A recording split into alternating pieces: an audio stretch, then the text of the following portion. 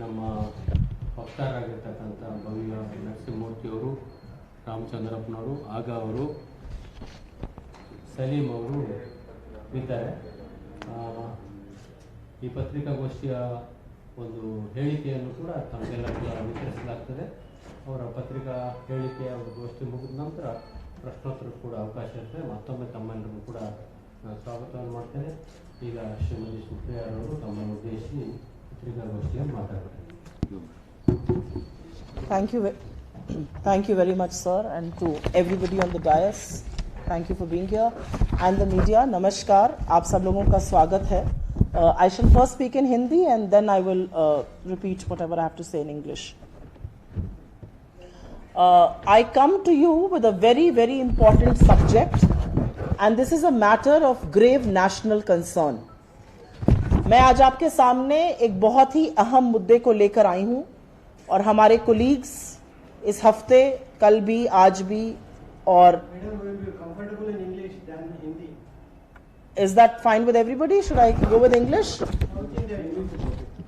Fair point. I'll do it in English. A lot of my colleagues are going to state capitals and talking about this. This is a matter of grave national concern, and this impacts each of our individuals in this country. It's also a threat to national security. And this is about a huge drug syndicate that's happening in this country. About 17 days back, heroin, about 3,000 kgs of heroin worth 21,000 crore rupees was seized in Gujarat at the Adani Mundra airport. But what followed in public life was complete silence by the government and pin drop silence by large sections of the media. Some of you have put it out, but I would still want to assert the large section of electronic media has chosen to be conspicuously silent on this. The heroin, which was fraudulently branded as semi-cut talcum powder, has been imported from Afghanistan by Ashi Trading Company based out of Visakhapatnam. Their owners, Sudhakar Machavaram and his wife Govindaraju Vaishali, have since been arrested. But Ashi Trading Company merely paid 4 lakh rupees for trading and handling of this consignment. They are a very small import agent. One still doesn't know who the real drug syndicate is. One doesn't know who the real owner of this imported heroin is. Because it's impossible to imagine that a small trading company will be able to import such huge consignments of drug. But this is not the only consignment that came to India. This was seized on the 9th of June this year from the same trading company and from the same airport, from the same seaport in Gujarat, the Adani Mundra port. About 25,000 kgs of heroin worth 1.75 lakh crore rupees came in from Afghanistan, and it was sent by Messrs Hassan Hussain Limited. One doesn't know where this heroin has gone. This heroin has now been disseminated in the Indian market. This has endangered the future of our youth. And instead of getting the 14 crore jobs which our youth should have got in the last 7 years as promised by the Modi government, what they have been instead given is this white powder. What they have instead been given is this heroin. Have you heard of any debates on national primetime television? I do at least 3 to 4 shows a day. I have not heard of any debate on this. Have you seen the outrage in media, outrage by the government? Not at all. If you remember, earlier this year and sometime last year, there was massive outrage in the media, and rightly so, when 2 grams of drug was found in Bollywood. All the A-listers of Bollywood, top actresses, directors, the entire industry was put in the dock, named, shamed, brazenly accused without proof of being drug peddlers. And today 3,000 kgs of heroin is seized and not a word. Do you believe this is possible without the official patronage at the highest level? I think this is a question to ponder over. Do you believe a small trading company in Andhra Pradesh can bring in such huge drug consignments? Don't you believe, like me and like a lot of my other colleagues and well-meaning people, that official patronage at the highest level is required for this? You will be surprised to know that the Narcotics Control Bureau, which is the apex agency to clamp down on the drug cartels to find out seized drugs, has not had a Director General for the last 18 months. A year and a half, the position of Director General is lying vacant. You will also be surprised to know that this consignment was seized not by some strategic seizure search operation. It was a routine check by the Department of Revenue Intelligence in which they found this drug. So at no level of the government has a concerted effort or strategy been made to find out who's bringing in these drugs, where is this drug going. It's coming from Afghanistan, which is now in the hands of the Taliban. Nobody is thinking, nobody is talking about that, nobody is losing sleep over it. It's also important to point out here that while the government kept absolutely mum and quiet, the Narcotics, Drug and Psychotropic Substances Special Court in Bhuj has in fact directed the Directorate of Revenue Intelligence to investigate if the Mundra Adani port, its management and its authority gained any benefits from the import of 3,000 crore worth of heroin, which was seized and which was coming in from Afghanistan. I have 10 questions for the Modi government and I want to place them before you. Question number 1. Isn't the seizure of over 3,000 kgs of heroin unprecedented? And does it not point to a major crime syndicate operating freely in India which endangers the future of our people? That's question number 1. Question number 2. Where has the 25,000 kgs of heroin which came in June gone? Why has no attempt been made to find out what was the end use of that heroin? It's freely roaming in Indian markets. Please put your phones on silent. Thank you. What is the premier agency like Narcotics Control Bureau or the ED or the CBI or the DRAI doing? Are they only being going to use as BJP frontals to settle petty political scores and to topple democratically elected governments? Where are those agencies? Question number 4. Does this not threaten our national security given this drug is actually being coming from Afghanistan, which is now in the hands of a very dangerous Taliban which is not sympathetic to you? Question number 5. Can an import of this magnitude be done without official political patronage at the highest level? And why are the Prime Minister, the Home Minister and the government at large conspicuously silent about this entire thing? Question number 6, and this is an important question. Why has the Adani Mundra airport not been investigated into? They have only issued a statement saying we don't police, we do not know what comes. But now that one of the special courts, a Bhuj court, had said we want to find out whether they profiteered from this import, why have they not been investigated into? Why has no probe happened? And why has Gujarat become the entry point, the inroad in the last few years, the preferred inroad for drugs being imported into India? Question number 7. Has the Adani Group, which owns and operates the Mundra port, profiteered from this import, like I said, as pointed out by the court? Question number 8. Why is the post of a full-time Director General of Narcotics Control Bureau lying vacant after 18 months? It's a very important position. Why is it lying vacant? Why have the Prime Minister and Modi government failed to ensure India's national security? And last but not the least, why must there be no probe under the supervision of a sitting Supreme Court judge into the matter which is of a great national security and which puts the future of an entire generation in jeopardy? We demand a full inquiry by a sitting Supreme Court judge so that the real identity of the real perpetrators of this crime is unmasked and the real guilty are brought to book. If you think I need to answer some of these in Hindi, I'm willing to, but the choice is yours. I will very, very briefly in 2 minutes make a small statement in Hindi. जो मुंद्रा के Adani port पर गुजरात में 3,000 kilo की heroin आई, जिसका दाम करीब 21,000 करोड़ था, और उसके पहले ये तो पकड़ी गई, उसके पहले जून में करीब 25,000 किलो की हेरोइन आई थी और ये करीब 1,75,000 करोड़ की थी. किसी को नहीं पता वो कहां गई. हम सरकार से पूछना चाहते हैं आप क्या कर रहे हैं. आज पूरी की पूरी सरकार शांत क्यों बैठी हुई है. मेरा पहला सवाल सरकार से है कि क्या यह राष्ट्रीय सुरक्षा का मुद्दा नहीं है.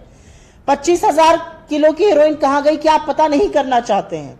क्या नारकोटिक्स कंट्रोल ब्यूरो, ईडी और सीबीआई और डीआरआई का काम सिर्फ विपक्ष को डराना धमकाना है? आपकी क्या जिम्मेदारी है आज की तारीख में? क्या ये नेशनल सिक्योरिटी, राष्ट्रीय सुरक्षा के लिए खतरा नहीं है? ये अफगानिस्तान के रास्ते से आ रही है जो अब तालिबान के हाथों में है। क्या इतना बड़ा इंपोर्ट सरकार में बिना संरक्षण के हो सकता है? क्या मुंद्रा पोर्ट की इसमें इन्वेस्टिगेशन, अदानी मुंद्रा पोर्ट का इसमें इन्वेस्टिगेशन होगा, उनकी जांच होगी। एक भुज के कोर्ट ने पूछा है कि क्या अदानी मुंद्रा पोर्ट को इससे फायदा मुनाफा हुआ, उसके बारे में जानकारी कब आएगी? आज भी डायरेक्टर जनरल, महानिदेशक की जो पोजीशन है नारकोटिक्स कंट्रोल ब्यूरो में, वो खाली क्यों पड़ी है 18 महीने बाद? आज भी प्रधानमंत्री और गृह मंत्री के मुंह से एक शब्द भी क्यों नहीं निकला है? और अंत में क्या इस पूरे मामले की उच्चतम न्यायालय के न्यायाधीश के देखरेख में जांच नहीं होनी चाहिए? क्या भारत के युवाओं जिनको नौकरी देने का वादा किया गया था, उनको इस एडिक्शन, उनको नशे की तरफ झोंका नहीं जा रहा है? हमारी मांग है कि सुप्रीम कोर्ट जज के संरक्षण में, उनकी देखरेख में इस पूरे मामले की तफ्तीश होनी चाहिए और जो वाकई में इसके लिए जिम्मेदार हैं, उनको कड़ी से कड़ी सजा मिलनी चाहिए।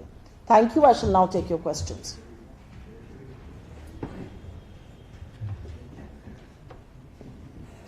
We shall take suo motu first and then if any other questions you have. Should we ask other than this?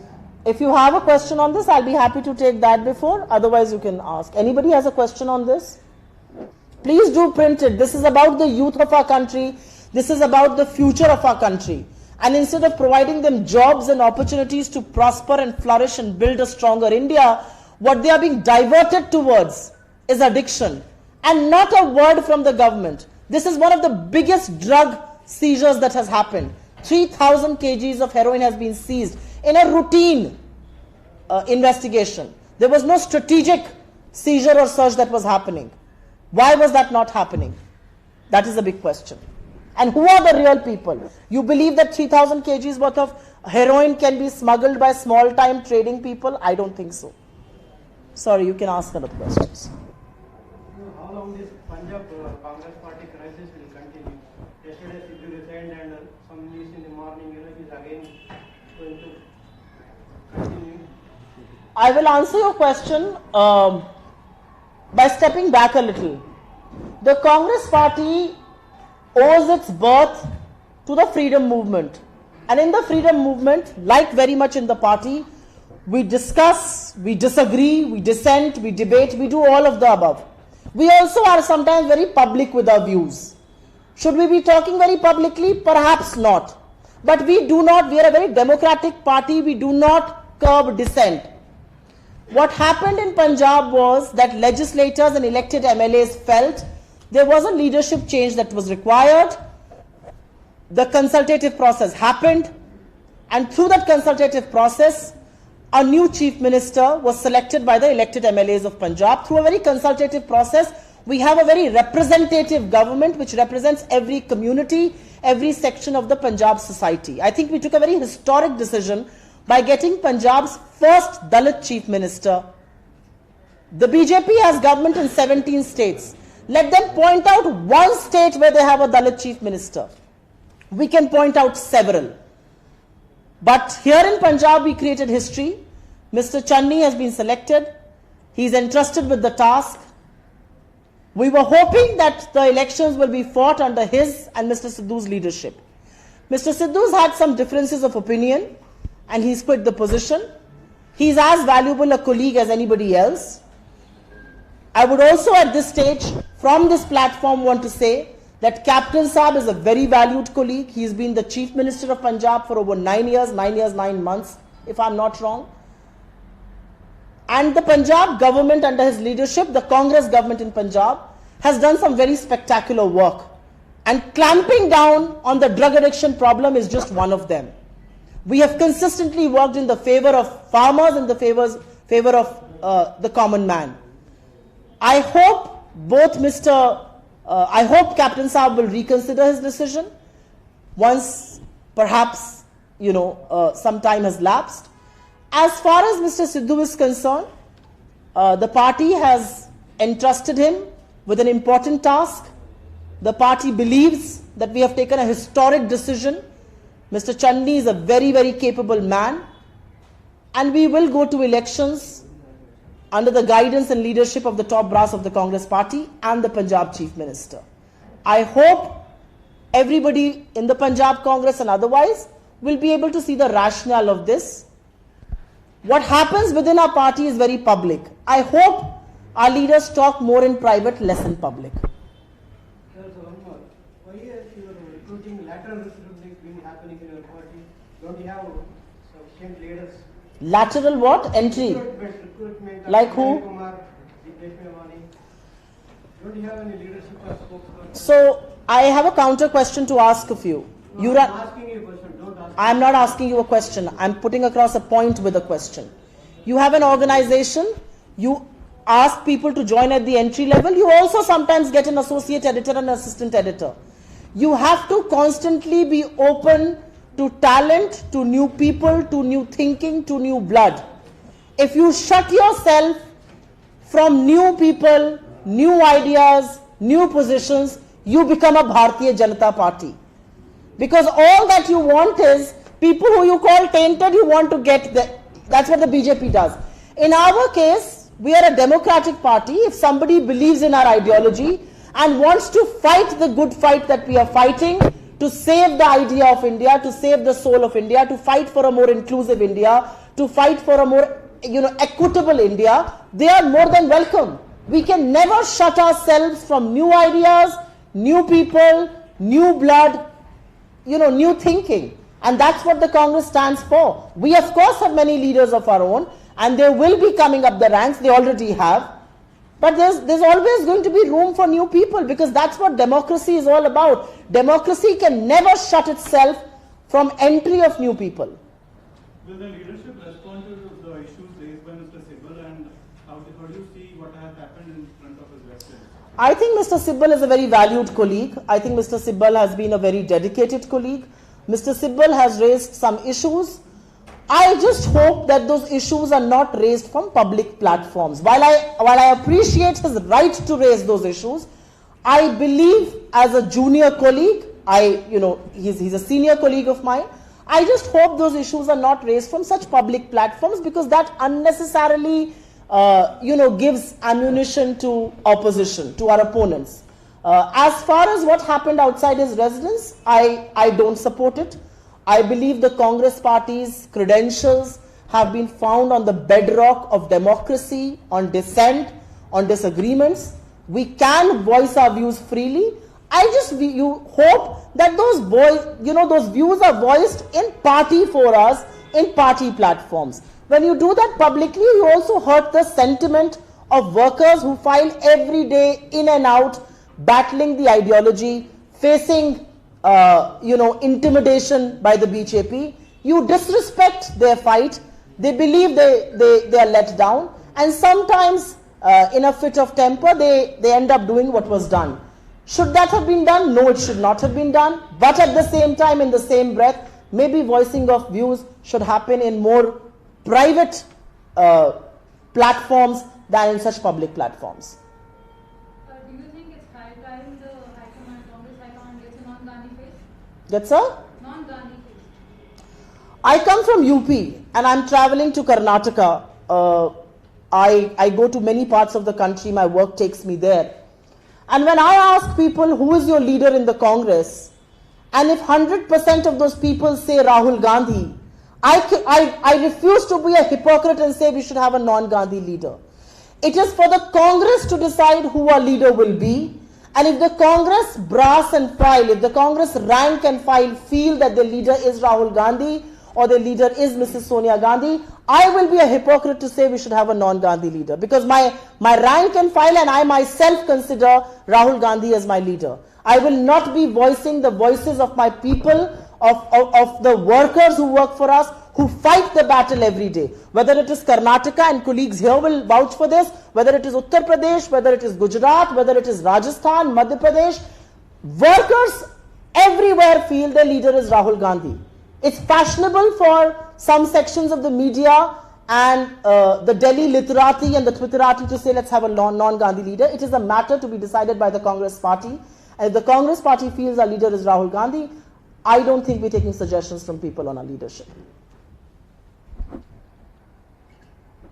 Any other questions? Thank you. Thank you very much. Really appreciate all of you being here. Good. Thank you, sir. I think the two questions came. We had two.